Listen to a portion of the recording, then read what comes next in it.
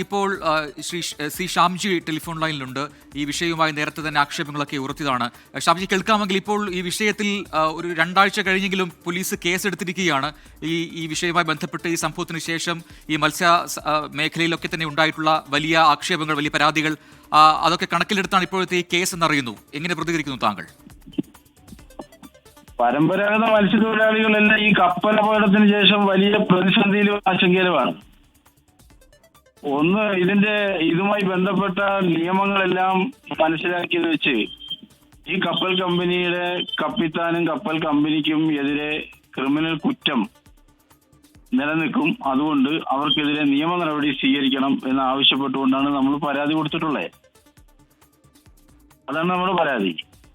അതെ, ഇപ്പോൾ അതൊക്കെ കണക്കിലെടുത്താണ് ഇപ്പോൾ പോലീസ് ഈ വിഷയത്തിൽ കേസെടുത്തിട്ടുണ്ട്. ഇതേ പറയുന്ന പോലെ ഈ കപ്പൽ കമ്പനി ഉടമ തന്നെയാണ് ഇതിലെ 1-ാം പ്രതിയായി ഇപ്പോൾ FIR-ൽ രേഖപ്പെടുത്തപ്പെട്ടിരിക്കുന്നത്. അപ്പോൾ പോലീസിന്റെ ആ നീക്കത്തെ എങ്ങനെയാണ് കാണുന്നത്? സ്വാഗതം ചെയ്യുന്നുണ്ടോ? പോലീസിന്റെ നീക്കത്തെ നമ്മൾ സ്വാഗതം ചെയ്യാണ്. നഷ്ടപരിഹാരം തരാൻ കപ്പൽ കമ്പനി തയ്യാറാവണം. എണ്ണ മൂലവും മറ്റ് വസ്തുക്കൾ മൂലവും കടലിനകത്ത് ഉണ്ടാകുന്ന പ്രശ്നങ്ങൾക്ക് ഇത്തരം കപ്പൽ കമ്പനികൾ നിലവിലുള്ള നിയമപ്രകാരം നഷ്ടപരിഹാരം നൽകേണ്ടതാണ്. അത് ആ സമൂഹത്തിന് മുഴുവൻ തരണം. ലക്ഷക്കണക്കിന് വരുന്ന മത്സ്യത്തൊഴിലാളികൾ ഇങ്ങനെ ഉപജീവനം കഴിച്ചു പോകുന്ന ഈ മേഖലയില് വലിയ പ്രതിസന്ധിയാണ് ഉണ്ടായിരിക്കുന്നത്. അപ്പൊ അവർക്ക് ഉൾപ്പെടെ തൊഴിലാളികൾക്ക് ഇതുമൂലം ഉണ്ടായിട്ടുള്ള എല്ലാ പ്രയാസങ്ങൾക്കും കപ്പൽ കമ്പനിയിൽ നിന്ന് നഷ്ടപരിഹാരം ഈടാക്കി കൊടുക്കണം. അവരെ നിയമത്തിന് മുന്നിൽ കൊണ്ടുവരണം.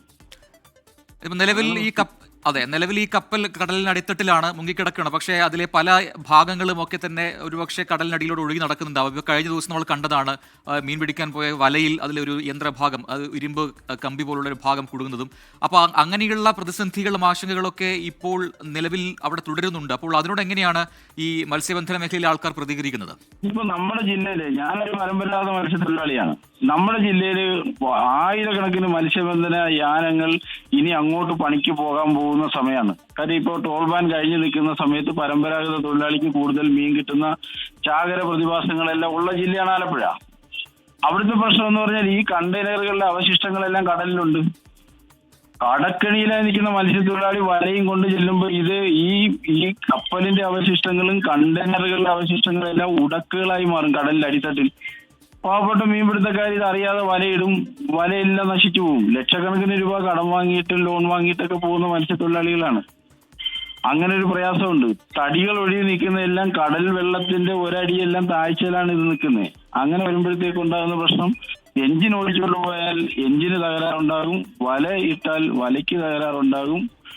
പിന്നെ ആവശ്യമില്ലാത്ത മറ്റു പ്രചരണങ്ങളെല്ലാം ഒരുപാട് നടക്കുന്നുണ്ടല്ലോ. പ്ലാസ്റ്റിക് എല്ലാം അഴിഞ്ഞു കൂടുന്ന സാഹചര്യങ്ങളെല്ലാം ഉണ്ട്, എല്ലാം ഉണ്ട്. അതുകൊണ്ട് ഇവരെ നിയമത്തിന് ഇതിനെല്ലാം നിലനിൽക്കുന്ന നിയമപ്രകാരം ഇവരെക്കെതിരെ കുറ്റമുണ്ട്, നല്ല കുറ്റമുണ്ട് ഈ കപ്പൽ കമ്പനിക്കെതിരായി. അതുകൊണ്ടാണ് നമ്മൾ പരാതിയുമായി ഉറച്ചു നിൽക്കുന്നത്. ശരി. ഈ ഘട്ടത്തിൽ പ്രതികരിച്ചതിന് വളരെ നന്ദി ശ്രീ സി ഷാംജി. നേരത്തെ ആക്ഷേപങ്ങൾ ഉയർത്തിയ മത്സ്യത്തൊഴിലാളി കൂടിയാണ് ഷാംജി. നിലവിൽ ആ പ്രശ്നങ്ങളുണ്ട്, ആ പ്രശ്നങ്ങൾക്ക് പരിഹാരം വേണം. ഏറ്റവും പ്രധാനപ്പെട്ട കാര്യം ഈ മത്സ്യത്തൊഴിലാളികൾക്ക് ഉണ്ടായിട്ടുള്ള നഷ്ടത്തിന് അതിനൊരു പരിഹാരം കാണുന്നത് കപ്പൽ കമ്പനിയാണ് അതിന് ബാധ്യസ്ഥർ എന്നാണ് സി ഷാംജി ഇപ്പോൾ പറഞ്ഞത്.